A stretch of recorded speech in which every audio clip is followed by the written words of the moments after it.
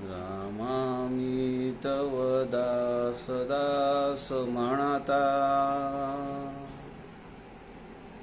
माते कशाचे भय. रामा जाईन ज्या स्थळी सुख घना, होईल तेथे जय. रामाया भुवनात्रयी तुझ विणा, नाही दुजा तारक. रामा तू सकलार्थ पूर्ण करीशी, तू तात मी बालक.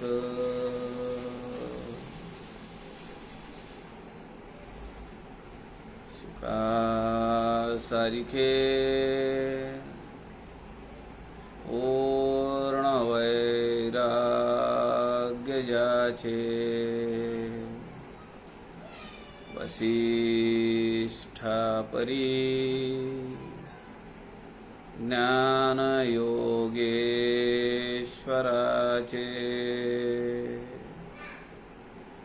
कवी वाल्मिकी सारिखा मान्य ऐसा. नमस्कार माझा सद्गुरु रामदासा.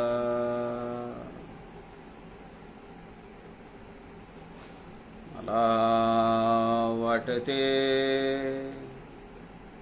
अंतरी त्वा वसावे, तुझ्या दासबोधासी त्वा बोध व्हावे. अपत्यापरी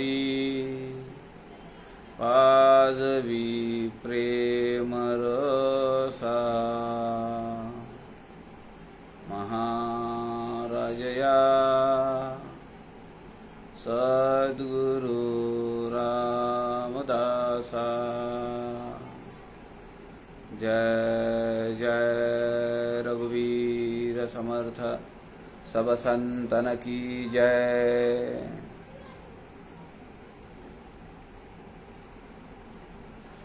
सज्जन हो, नमस्कार. सद्गुरु समर्थ रामदास स्वामींच्या वाङ्मयाच्या अनेक पैलूंचा अभ्यास करण्याचा आपण प्रयत्न करतो आहोत.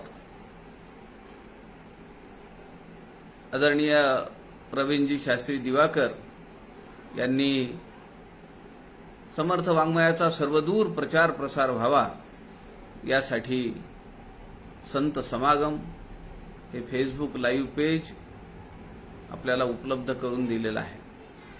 आपण या फेसबुकच्या माध्यमातून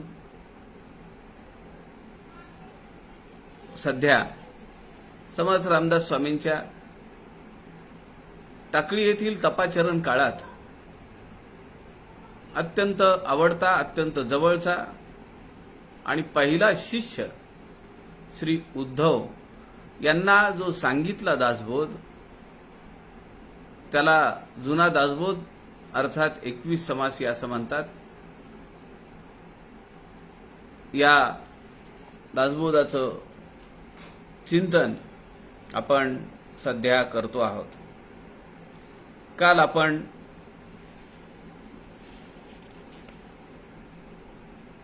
मी पण निरसन या 13व्या समासातील 31व्या ओवीपर्यंत काल आपण आलो होतो.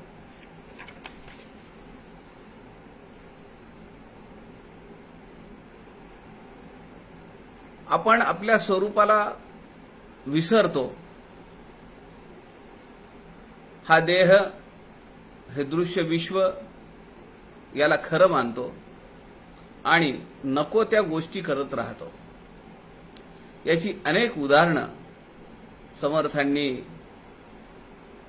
ओवी क्रमांक 27 ते 30 मध्ये दिली आहेत. आणि 31 मध्ये त्यांनी एक दृष्टांत दिला, दाखला दिला. देवादिदेव महादेवांचा मुलगा असलेला जालंधर, जो समुद्राचा पुत्र म्हणून मानला जातो, या जालंधराने कालनेमी असुराच्या मुलीशी वृंदाशी लग्न केलं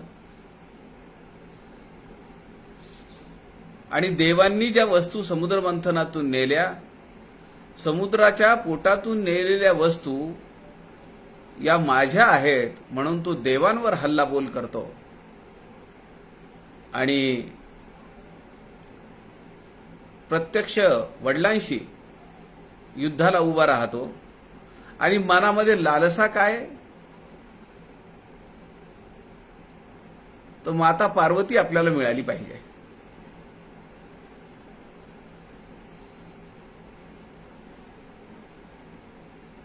महालिंग पुराण यामध्ये हा सगळा कथाभाग 5 अध्यायांमध्ये अत्यंत विस्तृतपणे मांडलेला आहे. एका ओवीमध्ये समर्थ सांगतात, जैसी जाळांधरे धाव घेतली आणि शंकरासी युद्धाची हाव केली, देहे मी टाकीता मिळाली ज्योती जेथीचा तेथे. महादेवामध्येच शंकराच्या त्या ज्योतीमध्ये जालंधराची ज्योत विलीन झाली.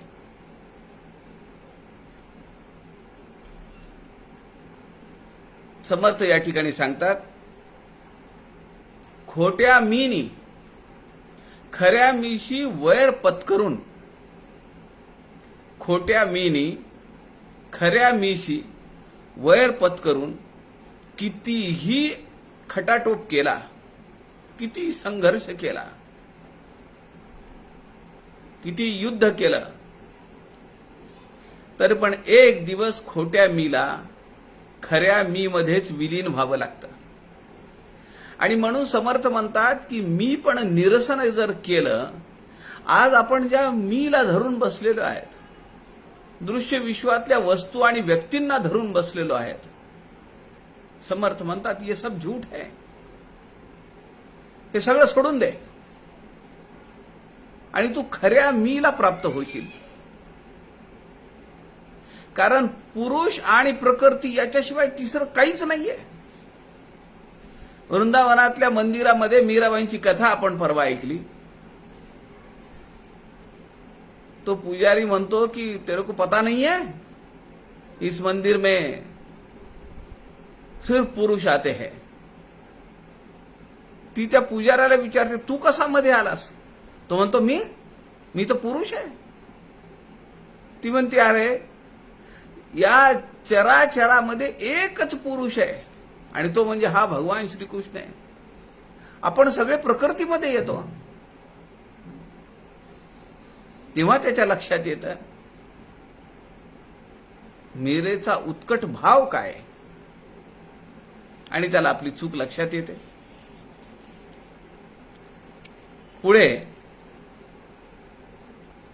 पुढच्या 4 ओव्यांमध्ये समर्थ रामदास स्वामी गुरु आणि शिष्य, आता समोर उद्धव स्वामी आहेत, अनेक शिष्य बसलेले आहेत, मीपणाचा निराश करण्यासाठी सांगणारं विवेचन समर्थ करतायत. आता जर मीपणा टाकून दे म्हणून शिष्याला सांगायचं असेल तर सद्गुरूचा सुद्धा मीपणा निघाला पाहिजे. आता हा मीपणा, सद्गुरू आणि सत्शिष्याच्या आत असलेला मीपणा टाकून देण्याचं विवेचन, मार्गदर्शन, उपदेश समर्थ पुढच्या 4 ओव्यांमध्ये करतायत.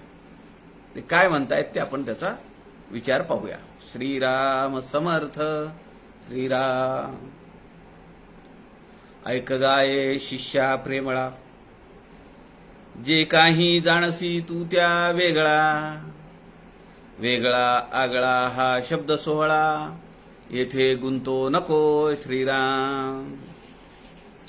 अधांतरी मन घालावे उगेची स्तब्ध न व्हावे तुझ मी सांगेन ते परिसावे चित्त देऊनी श्रीराम आता तुझ वाटते जे शिष्य तो मी आणि मज वाटते जे गुरु तो मी तरी गुरु शिष्य मिळवणी मी एकची की श्रीराम तरी आता तुझी तू उडाली आणि माझी मी आभासी थांबली तेही पाहिजे उडविली एची क्षणे श्रीराम. समर्थ या ठिकाणी म्हणतायत ऐक गाया शिष्या प्रेमळा. समर्थ आपल्या शिष्याला आपुलकी पोटी आपलेपणा पोटी कधी राया म्हणतायत कधी बाळा म्हणतायत. या ठिकाणी समर्थ म्हणतात शिष्या प्रेमळा तू मला किती प्रेमळ आहेस आणि म्हणून हे मी तुला सगळं सांगतोय. ऐक गाये शिष्या प्रेमळा जे काही जाणसी तू त्या वेगळा. तू कोण आहेस? तू जे सगळं जाणल्यासारखं तुला वाटतंय त्याच्यापेक्षा तू वेगळा आहेस. हो मी जाणलंय 84 तत्व या शरीरामध्ये आहेत. समर्थ म्हणतात तू हे जाणलंयस ना त्याच्यापेक्षा तू वेगळा आहेस. काय करायचं हे जाणून तुला? सोडून दे. पुढे समर्थ म्हणतायत वेगळा आगळा हा शब्द सोहळा येथे गुंतो नको. मी तुला म्हणलं ना तू सगळ्यापेक्षा वेगळा आहेस लगेच तुला वाटायला नाही पाहिजे अहो मी सगळ्यापेक्षा वेगळा आहे. Something is special there. काही स्पेशल वगैरे गुंतून पडू नकोस त्यात. समर्थ सांगतात आगळा वेगळा मी तुला शब्द ह्याच्यासाठी सांगतोय की तू त्यात गुंतून पडू नको. ते मी तुला पुन्हा नंतर सांगेन. तुझं खरं स्वरूप काय ते अजून तुला कळलंच नाही. या समासाच्या शेवटी आत्मनिवेदन भक्तीचा भास झाल्यासारखा आपल्याला होतो. मी पण निरसन. समास 13वा. 13 म्हणजे सब कुछ तेरा. माझं काहीच नाहीये. त्वदीय वस्तू गोविंदम तुभ्यमेव समर्पणम. हे सगळं तुझं आहे आणि मी ते तुलाच अर्पण करतोय. माझं काय? सगळं तू निर्माण केलेलं आहेस. अधांतरी मन घालावे उगेची स्तब्ध न व्हावे. ह्या दोन्ही गोष्टी करू नको असं समर्थ सांगतात. अधांतरी मन घालावे ते टिकेल का हो? आम्हाला आलंबन किती लागतं. आम्ही साधं कुठल्या दुकानात जर गेलो कुठे जर उभा राहिलो तर आम्ही हाताचा कोपरा त्या काउंटरवर ठेवून उभा राहतो. किती वेळ उभा राहायचा आहे? एखाद्या पोल खाली झाडाखाली जर बसलो उभा राहिलो असलो आम्ही त्या टेकून उभा राहतो झाडाला. आम्हाला आलंबन लागतं. आम्हाला आधार लागतो. जसा शरीराला आधार लागतो तसा विचारांना सुद्धा आधार लागतो. समर्थ या ठिकाणी म्हणतात असं आधांतरी मनाला ठेवू नको. मग ते भरकटतं इस्ततः फिरतं. अधांतरी मन घालावे. घालावे इथे शब्द आलेला आहे. पुढचा जो चरण आहे त्यात असं सांगितलंय उगेची स्तब्ध न व्हावे. हेही करू नको आणि तेही करू नको. आता मला पार परब्रह्माची प्रचिती आली आहे.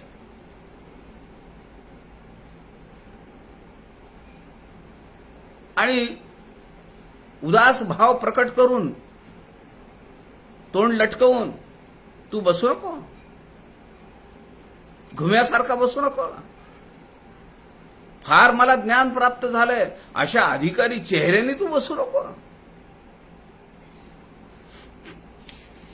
तुझं मी सांगेन ते परिसावे चित्त देऊनी एकाग्र चित्त हो. तू चित्त दे मला. तू जेवढं व्यग्र होशील तू जेवढा इस्ततः भटकशील तेवढी तुला त्याची प्रचिती लवकर होणार नाहीये. म्हणून तू काय कर की सगळं एकाग्र होऊन मी जे काही तुला सांगणार आहे ते तू समजून घे. कुठेही इकडे तिकडे चित्त तुझं जाऊ देऊ नको. चित्त देऊनी म्हणजे एकाग्र चित्त होऊन तू माझं बोलणं ऐक.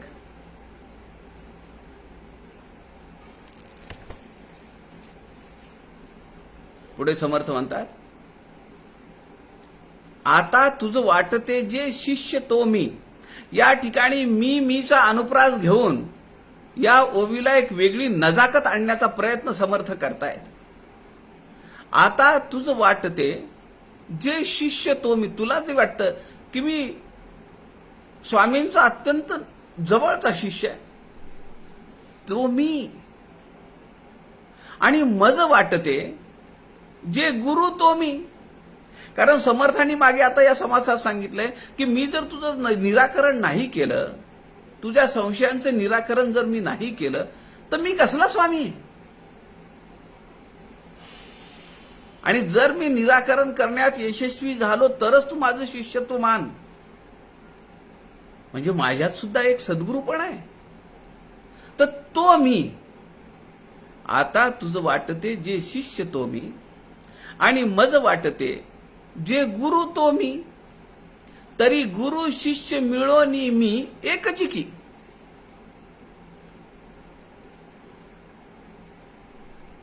गुरु आणि शिष्य आता यापुढे द्वैत भाव नाहीये, अद्वैत आहे, एकच आहे. त्या पातळीवर या सगळ्या तत्वांचा निराश केल्यानंतर, मी पण संपल्यानंतर तू आणि मी वेगळे कुठे राहिलो. तू शिष्य नाही राहिला, मी सद्गुरू नाही राहिलो. आपण एकच एक ब्रह्मस्वरूप होऊन गेलो. तरी आता तुझी तू उडाली आणि माझी मी आभासी थांबली, ज्याचा आभास होत होता. आता आपण काय म्हणतोय, आभासी सभा. हे सगळं काय चालू आहे, आभासी चालू आहे. खरं आहे का? मी कुठं बसलोय, नांदेडला माझ्या घरी. तुम्ही प्रत्येक जण तुमच्या घरामध्ये बसलेला आहात. ही काही सभा आहे का?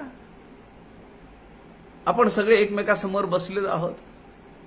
हा आभास निर्माण केलाय नवीन तंत्रज्ञानाने. आणि हे जे काही खरं जर एका अर्थाने जर पाहिलं, वास्तविक दृष्ट्याने जर पाहिलं, आध्यात्मिक परिभाषेत जर पाहिलं, हे बोललं तरी काय आहे? सगळं माईक आहे, आभासी आहे. शब्द विरून जातात. काय वर्णन करायचं कुणाचं? समर्थ सद्गुरू स्तवन समासामध्ये सांगतात पहिल्या दशकामध्ये, माया लज्जायमान झाली. कुणाचं वर्णन करायचं, कशाच्या आधाराने करायचं? तरी आता तुझी तू उडाली आणि माझी मी आभासी थांबली. तेही पाहिजे उडविली एच क्षणी. हाच एक क्षण आहे. प्रेमळ शिष्या, शिष्यराया, हा एकच क्षण आहे की तो मी आपल्या दोघांमधला निघाला पाहिजे. समर्थ स्वानुभव निरूपणामध्ये म्हणतात, आत्माराम समास 4. ऐसे बोले मोक्षपाणी, ऐकोन शिष्य लोटांगणी. निसंदेह स्वरूप मिळणी, दोघे एकची झाले श्रीराम. ऐसा कृपाळू स्वामीराव, आदी पुरुष देवाधिदेव. शिष्यास निजपदी ठाव, ऐक्य रूपे दिधला श्रीराम. एकच रूप आहे. आता गुरु आणि शिष्य दोघे नाहीतच.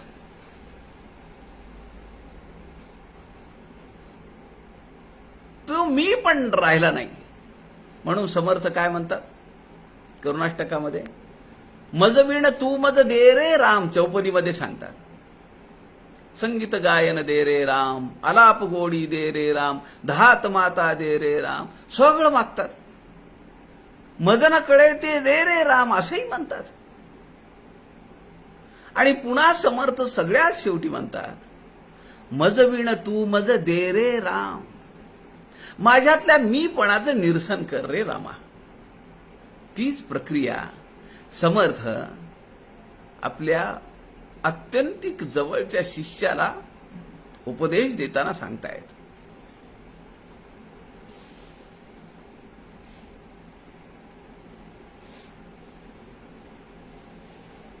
दासबोधामध्ये समर्थ म्हणतात, गुरु शिष्या एकची पद, तेथे नाही भेदा भेद, परिया देहाचा संबंध, तोडीला पाहिजे श्रीराम. गुरु आणि शिष्य हे एकाच पातळीवर आहेत.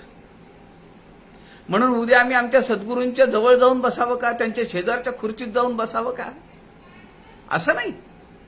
असा अर्थ नाही घ्यायचा. आमच्यातली देह भावना तसूभरही अजून हल्ली नाही. ही सगळी पोपटपंची आहे. ही सगळं शाब्दिक ज्ञान आहे. श्रवण झालंय, श्रवणच चालू आहे आपलं. अजून मनन व्हायचं राहिलंय, निधिध्यास व्हायचा राहिलाय, म्हणजे आमच्या आचरणात यायचं राहिलंय.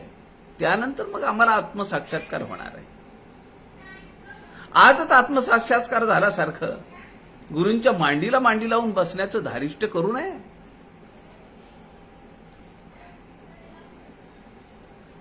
मी तूपणाची झाली बोळवणा. त्या दोघांची अवस्था तशी आहे.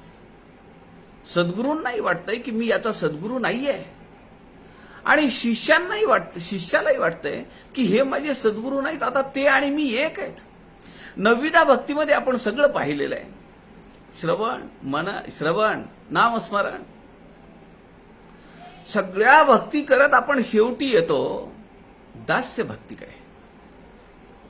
दास्य भक्ती करत असताना शेवटच्या फेजमध्ये भगवंत व्यासपीठावरनं खाली उतरतो, आपल्या सेवकाच्या जवळ येतो, आपल्या दासाच्या जवळ येतो. भगवंत खाली उतरलाय प्रत्यक्ष असं पाहिल्याबरोबर तो सेवक जो आहे, तो जो दासानुदास आहे, तो एकदम उभा राहतो. त्याला मोठं आश्चर्य वाटतं. स्वतः भगवंत व्यासपीठाहून खाली उतरले, माझ्या समोर उभे राहिले. आणि भगवंत इथं एक गंमत करतात. दास्य भक्तीच्या नंतर आहे सख्य भक्ती. भगवंत त्या भक्ताच्या गळ्यामध्ये हात घालतात, त्याच्या पाठीवरनं कमरेवरनं हात फिरवतात आणि त्याला आपल्या सोबत घेऊन चालायला लागतात. काय सोहळा आहे हो. अहो, काही वेळा तर असं होतं,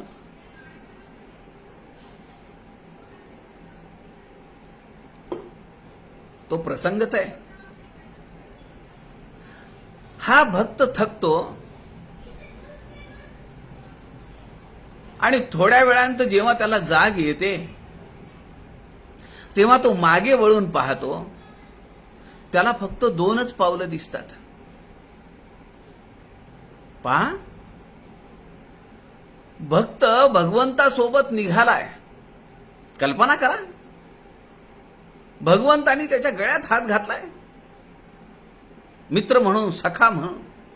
चालता चालता भक्ताला थोडी ग्लानी आल्यासारखी होते. त्याचे डोळे लागतात. जेव्हा तो जागा होतो आणि मागे वळून पाहतो तर तिथं 2-2च पावलं आहेत. भक्ताच्या मनात शंका येते की मीच चाललोय,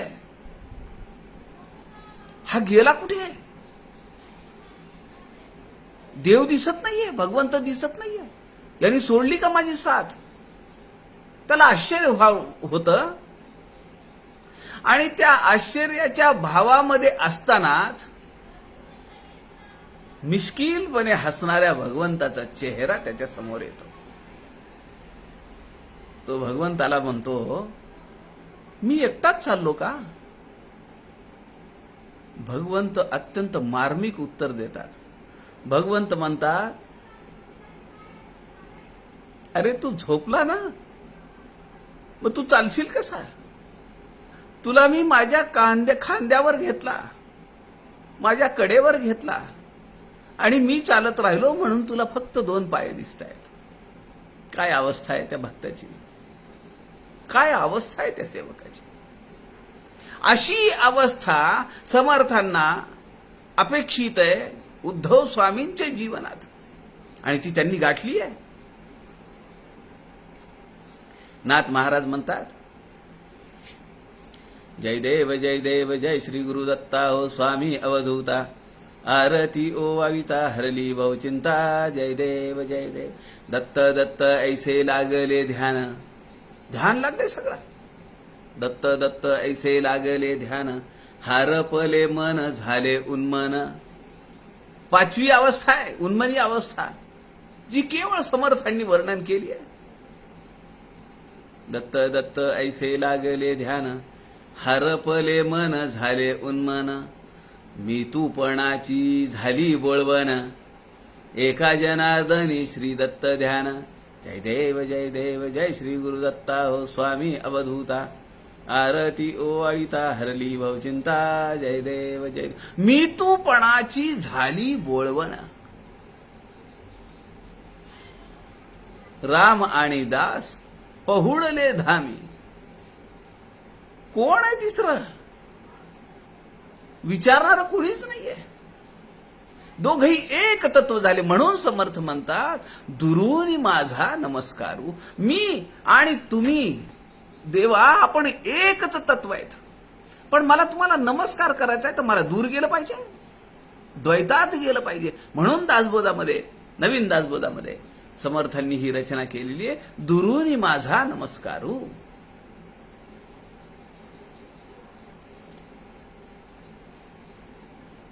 पुढे समर्थ म्हणतात, आपला आपण शोध घेता, आपली तो माईक वार्ता, तत्वांती उरले तत्वता, निर्गुण ब्रह्म श्रीराम.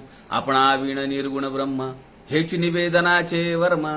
तत्वसरीसा गेला भ्रम, मी तूपणाचा श्रीराम. आता मी आणि तू असं द्वैत राहिलंच नाही आणि हा सगळा भ्रम संपून गेला.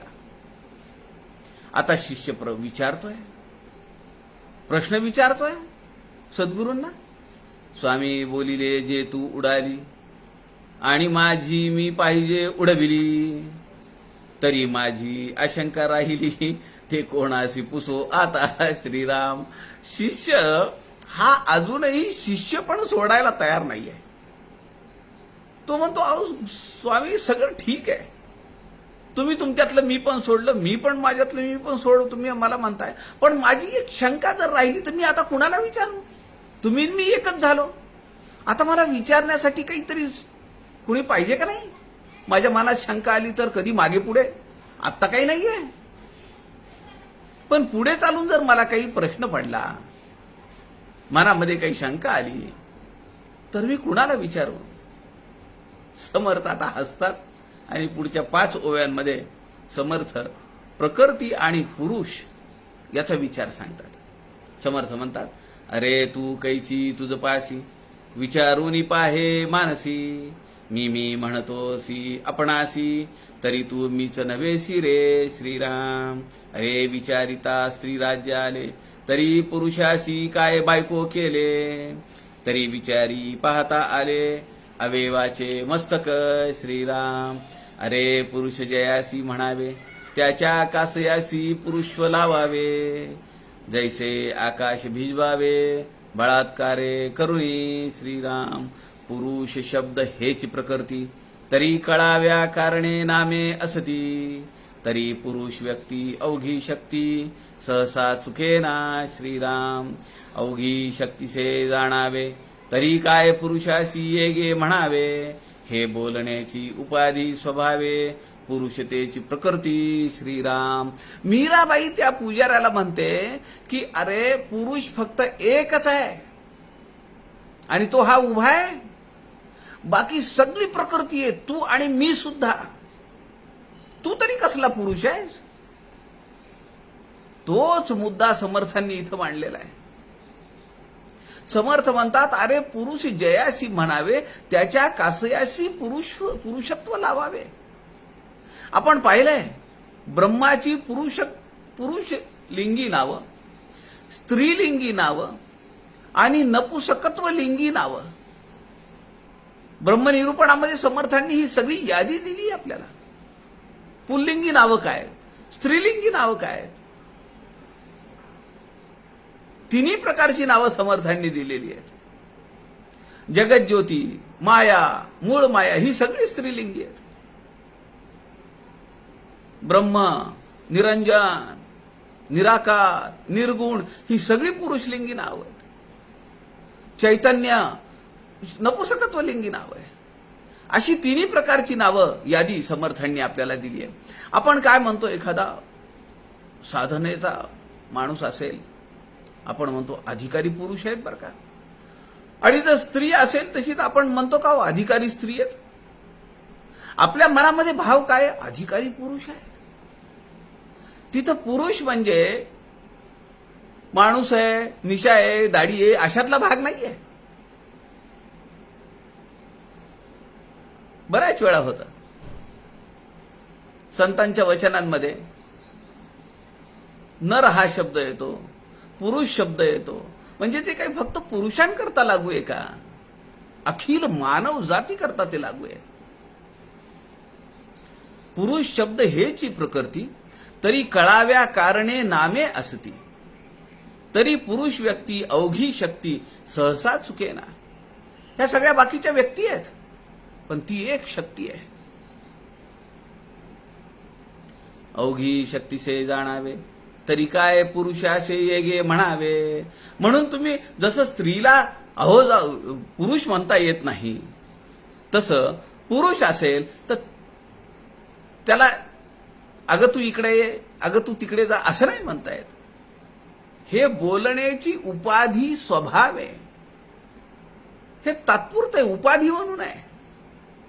पुरुष तेच प्रकृती, प्रकृतीमध्येच पुरुष आहे. हे दोन भिन्न नाहीच करता येणार. त्याला वाटलं एकोहम बहुस्याम, आणि त्याच्या अनंत शक्तींपैकी एक शक्ती कार्यरत झाली आणि तिने हे सगळं रचायला चालू केलं. आपण पाहिलंय पूर्वारंभामध्ये उतरंडी रचते ती, आणि त्या बोळक्यांमध्ये हे सगळे असंख्य प्रकारचे जीव घालून ठेवते. आता बोळकं म्हणलं तर आपल्याला एवढं माहिती आहे, आणि असंख्य प्रकारचे अगणित जीव त्या बोळक्यात बसतात, म्हणजे ते बोळकं तिचं केवढं आहे आपण अंदाज लावू शकत नाही. रामकृष्ण परमहंसांच्या जीवनातला प्रसंग आपल्याला माहिती आहे. मधुरा भाव, अहो पुरुष वेगळा आणि स्त्री वेगळी असं म्हणता येईल का. रामकृष्ण परमहंसांच्या जीवनातला प्रसंग जर आपण पाहिला, मधुरा भावामध्ये श्रीकृष्ण हे माझे पती आहेत आणि मी त्यांची पत्नी आहे, हा भाव घेऊन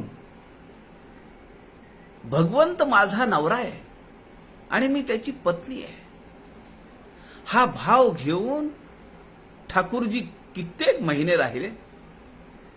ठाकूरांच्या चरित्रात असं सांगितलं जातं की त्यांच्या छातीचा आकार बदलला आणि त्यांना मासिक धर्म आला.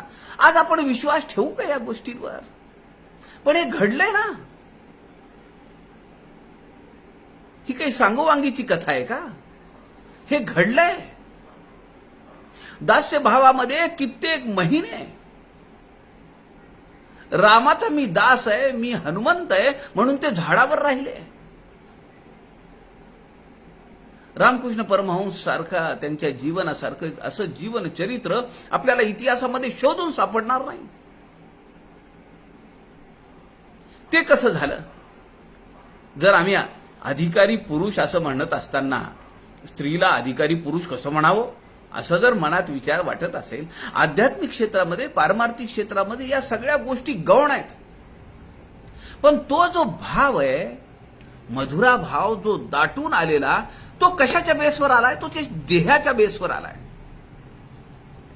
आणि त्या देहाच्या बेसवर आलेला असल्यामुळे त्याला आधार त्या देहाचा आहे, त्यामुळे देहामध्ये तशी रचना निर्माण झाली. ठाकूरांच्या छातीचा आकार बदलला, ठाकूरांना मासिक धर्म आला. हा सगळा भेद आपल्या मीपणावर आहे. समर्थ म्हणतात हे सगळं टाकून दे. पुढे समर्थ म्हणतात, म्हणून जे काही बोलावे लागे ते सहसा पालटावे न लगे. तुझ आशंका उद्भवली ते भंगे, ऐसे करू नको श्रीराम. आता समर्थ त्याचं एका ठिकाणी एका वर्मावर बोट ठेवतात, ते त्या छद्मीपणाला एक्सपोज करतात. एकीकडे तू म्हणतो तुमच्यातला मी निघाला, माझ्यातला मी निघाला, मग तरी पण मला जर कधी शंका आली तर मी कुणाला विचारू? अरे आता तुला शंका येईलच कशी? आणि तो मुद्दा समर्थांनी या ओवीमध्ये मांडलाय. म्हणून जे काही बोलावे लागे ते सहसा पालटावे न लगे. तुझ आशंका उद्भवली ते भंगे, ऐसे करू नको श्रीराम. मनात कुठलीही शंका आणू नको. मनाच्या श्लोकामध्ये समर्थ म्हणतात, बरा निश्चयो शाश्वताचा करावा, म्हणे दास संदेह तो विसरावा. काढून टाक सगळे भ्राम, काढून टाक सगळे प्रश्न. नसे अंत आनंत संतापुसावा, अहंकार विस्तार हा नीरसावा. गुणे वीण निर्गुण तो आठवावा, देह बुद्धीचा आठवून आठवावा. आता तू पुन्हा मन हे एक इंद्रियच आहे ना, आता तुला प्रश्न येईल कुठं? कसा काय प्रश्न पडतो तुला? समर्थांनी वर्मावर बोट ठेवलाय. जरी तू आशंका राखिली तरी सृष्टी काय बोलो राहिली. हे कुबुदी तुझ का आठवली, टाकी परती श्रीराम. समर्थ म्हणतात, अरे ही कसली कुबुद्धी, कसली तुला तुझ्या डोक्यात आले खूळ हे? मला प्रश्न पडला तर मी कुणाला विचारू म्हणून? त्याला कुबुद्धी नाव दिले समर्थांनी. जरी तू आशंका राखील, जर तू मनामध्ये अशी काही आशंका ठेवशील, जरी तू आशंका राखील तरी सृष्टी काय बोलो राहिली. तुझा चेहरा मला सांगतोय ना. बघा, म्हणजे समर्थ शिष्याच्या चेहऱ्यावरून त्याच्या मनात काय भाव आहेत ते ओळखतायत. मनकवडे आहेत समर्थ. सृष्टी म्हणजे चेहरा, तरी सृष्टी काय बोलो राहिली, तुझा चेहरा काय मला समजत नाही का? किती सहजपणे बोलतायत समर्थ. तू जरी मनात शंका ठेवली, तुझ्या मनात थोडा जरी काही संदेह असेल तर तो तुझ्या चेहऱ्यावर प्रकट होईल. आणि मी वाचतो ना ते, मला लक्षात येत आहे. हे कुबुद्धी तुझं का आठवली, टाकी परती परत टाकून देते. नको हात लावू त्याला परत. नाही मनात आणलं पाहिजे तू असं काही. आत्माराम ग्रंथामध्ये समर्थ म्हणतात, तू आशंका नाही घेतली परंतु मद तुझी चिंता लागली. काजे तुझी भ्रांती फिटली, नाहीच अद्यापी श्रीराम. चेहऱ्यावरनं समर्थांनी बघितलंय. तुला 21 दासबोध सांगितला, तुझ्या मीपणाशी निर्मूळ करण्याचा मी प्रयत्न केला, पण अजून तो पालट दिसत नाहीये मला. तुझा चेहरा सांगतोय ना, तू काय नाही म्हणतो. समर्थ किती स्पष्ट, मार्मिक, मिश्किल बोलतायत आणि वर्मावर घाव घालतायत. तू आशंका नाही घेतली, तू भलेही म्हणणार नाहीस, मला कबूल नाही करणार, परंतु मज तुझी चिंता लागली, कारण तुझ्या चेहऱ्यावर दिसतंय ते स्पष्ट. काजे तुझी भ्रांती फिटली नाहीच अद्यापी, म्हणून न पुसता सांगणे. म्हणून तू विचारलं नाहीस तरी पण मी तुला सांगतो. म्हणून न पुसता सांगणे, घडले शिष्या तुझ कारणे. तू प्रेमळ आहेस, तू माझा शिष्य राय आहेस, मला तुझी तळमळ आहे, मला तुझी कळकळ आहे, म्हणून तुझ्यासाठी मी हे सांगतोय. आता तरी सोय धरणे श्रवण मननाची. आता तू माझं ऐक रे, तू भटकू नकोस इकडे तिकडे कुठे. समर्थ त्याला आजीजीनं सांगताय. तुझं आठवले तैसे बोलावे, तुवा संकोचित न भावे. जरी येथेही बोलता भ्यावे, तरी समाधान कैचे पावसी श्रीराम. समर्थ म्हणतायत, कसलं समाधान मिळेल तुला? आता जर तू घाबरलास भेडस कसं विचारू स्वामींना, मी आत्ताच बोललो की तुम्ही आणि मी एकच झालो, आता मला पटलंय सगळं ते, आणि मनामध्ये काही शंका विकल्प भ्रम संदेह प्रश्न ठेवशील तर ते मला तुझ्या चेहऱ्यावरनं दिसेल. किती समर्थांना लक्षात येत आहे शिष्याची तळमळ किती आहे. तुझं आठवले तैसे बोलावे, तू संकोचित न व्हावे, भिडस्तपणा मनात आणू नको. कसं बोलू, सद्गुरू मला हसतील का, इतर शिष्य मला काही बोलतील का, मी अजून अपरिपक्व आहे असं त्यांना वाटेल का, काही मनात आणू नको. तू संकुचित वृत्ती वागू नको. जरी येथेही बोलता भ्यावे, आता जर या क्षणाला जर तू मला घाबरलास, मला भिलास, संकुचित वृत्तीनं वागलास, भिडस्त स्वभावाने राहिलास, तर समाधान कैचे पावसी. मला जे तुला समाधान द्यायचंय, जे शाश्वत सुख द्यायचंय, ते कसं तुला प्राप्त होईल. समर्थांना त्याची चिंता आहे, त्याची कळकळ लागली. आणि तुझ्या जर मनात संशय असेल, तुझ्या जर मनात किंत असेल, तर ते तुला समाधान नाही मिळणार. श्रद्धावान लभते ज्ञानम. संशयाचं ज्ञान हे पोरट आहे, खोटारड आहे. संशयात्मा विनश्यती, त्याचा नाश होईल. तुझा नाश नाही करायचा, तुला तर मला त्या पदाला नेऊन पोचवायचं आहे. म्हणून तू श्रद्धावान हो, निर्वृत्त हो, निसंशय हो, निभ्रांत हो, निर्विकल्प हो. समर्थ दासबोधामध्ये म्हणतात, संशयाचे ज्ञान खोटे, संशयाचे वैराग्य पोरटे, संशयाचे भजन ओखटे, निर्फळ होये श्रीराम. चौथा चरण काय सांगतो, करून काहीही उपयोग नाही. संशय मनात धरला, ज्ञानार्जन केलं, चूक, काही मिळणार नाही. संशय मनात धरला, वैराग्य अंगी बांधलं, चूक, काही उपयोग नाही. आता मी एवढं वैराग्य धारण केलं, मला फळप्राप्ती मिळेल का, मला सद्गुरूंची कृपा मिळेल का, मला लोक मानतील का, सब झूठ. संशयाचे भजन खोटे.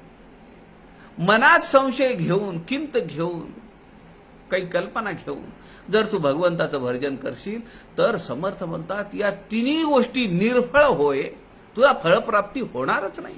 कारण तू संशय मनामध्ये ठेवलास, प्रश्न मनामध्ये ठेवलास. आता तरी मी तुला एवढं समजावून सांगतोय, आता तरी तू मनामध्ये काही विकल्प आणू नको, आणि मी जसं सांगतो तसं तू ऐक. आता सोहे बोलणे झाले, मी पण पाहिजे उडविले, या मी पणासीच एकले, ठेवणी कोण काज श्रीराम. अरे सगळंच उडवायचं आहे ना तुला, मग हा मी कशाला ठेवतो, काय उपयोग आहे त्याचा. समर्थ म्हणतायत, आता असो हे बोलणे झाले. आता आलं का लक्षात तुझ्या, आता तुझ्या मनात काही किंत नाहीये ना, काही असेल तर मला सांग. आणि जर तू मनात ठेवशील तर तुझा चेहरा मला सांगणार आहे, ते मला स्पष्टपणे दिसेल. माझ्यापासून तू लपून नाही राहू शकत. मी पण पाहिजे उडविले, आपल्याला मी पण काढलं पाहिजे. समासाचं नाव आहे मी पण निरसन. या मी पणासीच एकले, ठेवणी कोण काज. अरे काय उपयोग आहे त्याचा, सगळंच जर काढून टाकलंय, सगळ्या तत्वांचा निराश केलाय, आता कशासाठी हा मीपणा ठेवतो. उडविले बुडविले या तो वित्पत्ती, परी निरसली पाहिजे तुझी भ्रांती, या लागी बोलतो चित्ती, सावध होई श्रीराम. निरसली पाहिजे तुझी भ्रांती.